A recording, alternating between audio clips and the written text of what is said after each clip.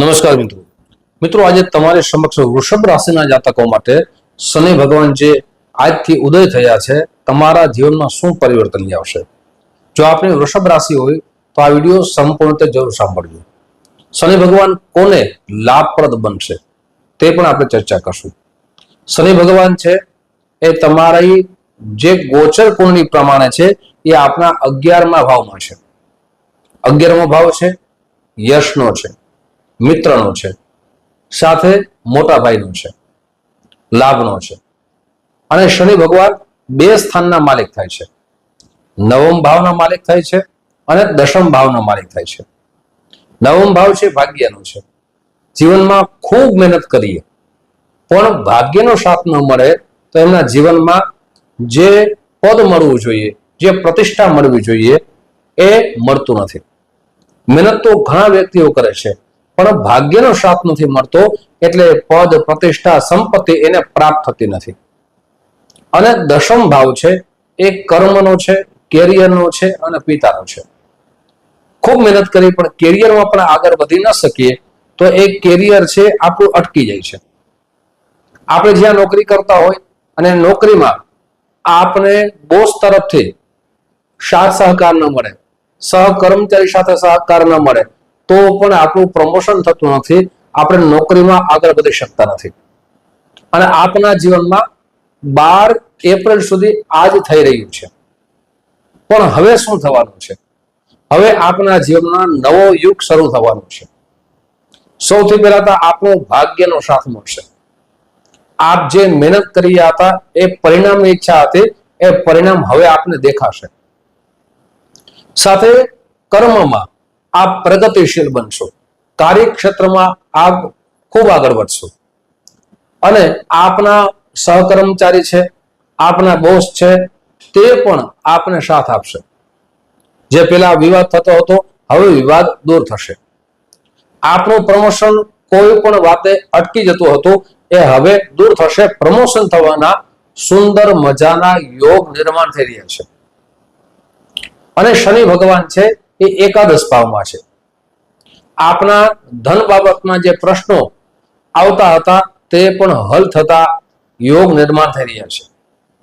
મોટા ભાઈ તરફથી સહયોગ મળશે, મિત્રો તરફથી સહયોગ મળશે, યશ કીર્તિ આપની વધશે।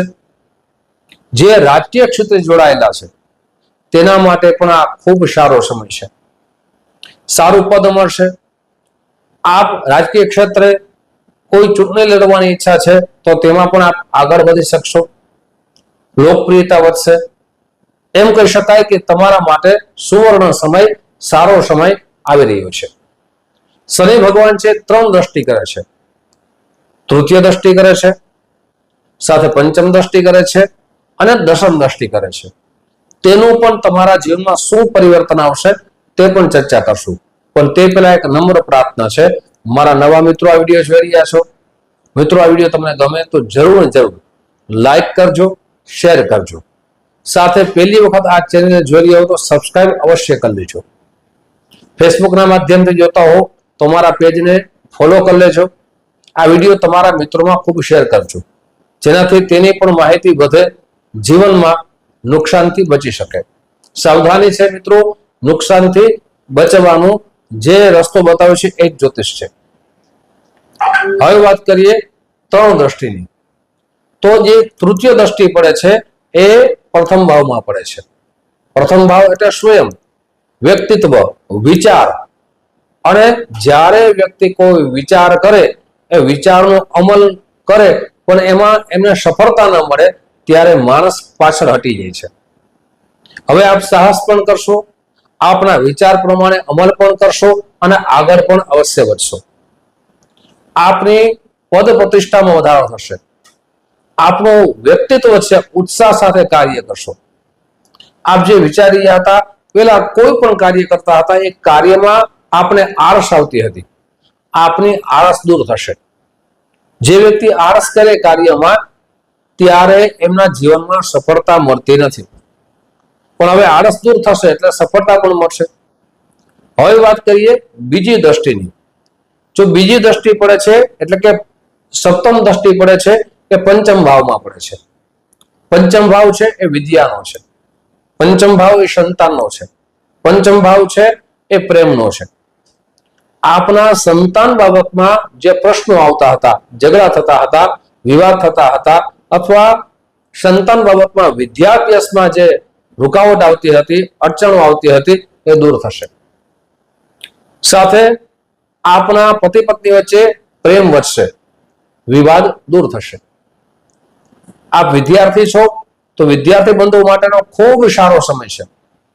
આપને કોઈ નવા ધોરણમાં, કોલેજમાં પ્રવેશ કરવા માટેનો સારો સમય છે અને આગળ વધી શકશો. આપને પરિવર્તન કરવાની ઈચ્છા હોય, એક કોલેજમાંથી બીજા કોલેજમાં જવાની ઈચ્છા હોય, એક સ્કૂલમાંથી બીજી સ્કૂલમાં જવાની ઈચ્છા હોય, તો તેનો માટે આ ખૂબ સારો સમય છે. હવે ત્રીજી દ્રષ્ટિની વાત કરીએ તો ત્રીજી દ્રષ્ટિ પડે છે અષ્ટમ ભાવમાં પડે છે. અષ્ટમ ભાવ છે એ રહસ્યનો માનવામાં આવે છે. આપણા જીવનમાં જે પેલા આપને બદનામીના યોગ નિર્માણ થઈ ગયા હતા, કોઈ એવા મિત્રો સાથે આપની મિત્રતા બંધાઈ ગઈ હોય જેનાથી સમાજમાં આપની નામના ઓછી થાય, યશ કીર્તિનો ઘટાડો થાય, આ પેલા થતું હતું, હવે દૂર થશે. આવા મિત્રોથી પણ આપને દૂર રહેવું જોઈએ. વ્યસનથી પણ આપને દૂર રહેવું જોઈએ. આપ વ્યસન કરશો તો આપના જીવનમાં મોટું નુકસાન થવાની સંભાવના વધી જાય છે. મિત્રો, આજે તમારી સમક્ષ શનિ ભગવાનની શું શું લાભ થવાના ચર્ચા કરી છે, પણ બધાને થશે તો કે ના. કયા વ્યક્તિને લાભ થવાનો છે અને કયા વ્યક્તિને લાભ થવાનો નથી તે પણ સમજવું ખૂબ જરૂરી છે.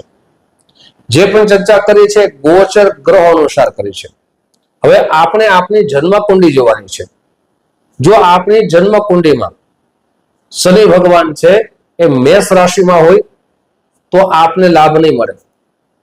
જો આપની જન્મ કુંડીમાં શનિ ભગવાન છઠ્ઠા ભાવમાં હોય, જો શનિ ભગવાન આઠમા ભાવમાં હોય, જો શનિ ભગવાન 12મા ભાવમાં હોય, પાપ ગ્રહ સાથે હોય, સાથે આપની મહાદશા અશુભ સ્થિતિમાં હોય તો પણ આ લાભ મળવાનો નથી. પણ જેને શનિ ભગવાન જન્મ કુંડીમાં ઉચ્ચ રાશિમાં હોય, અંશ કરા વધારે હોય, જેમ કે મકર રાશિમાં હોય, કુંભ રાશિમાં હોય, તો આવા વ્યક્તિને આ બધો લાભ મળવાનો છે. કેમ કે ઘણા બધા વ્યક્તિઓ કહે છે કે ઘણા બધા વ્યક્તિની વૃષભ રાશિ છે તો બધાને લાભ મળે, તો કે ના, જન્મ કુંડી પણ જોવી ખૂબ જરૂરી છે. જન્મ કુંડીમાં શનિ ભગવાનની સ્થિતિ જોવી પણ ખૂબ જરૂરી છે. તેનાથી એમના જીવનમાં મોટા પરિવર્તનો પણ આવે છે અને એના લાભ ને નુકસાન બંને થાય છે. મિત્રો, આજે તમારી સમક્ષ વૃષભ રાશિના જાતકો માટે વિશેષ ચર્ચા રાખી છે. આવી ચર્ચા તમારી સમક્ષ મૂકતો રહીશ. આપ જે પ્રેમ આપો છો એ પ્રેમ બદલ આપ સૌનો હૃદયથી ખૂબ ખૂબ આભાર વ્યક્ત કરું છું.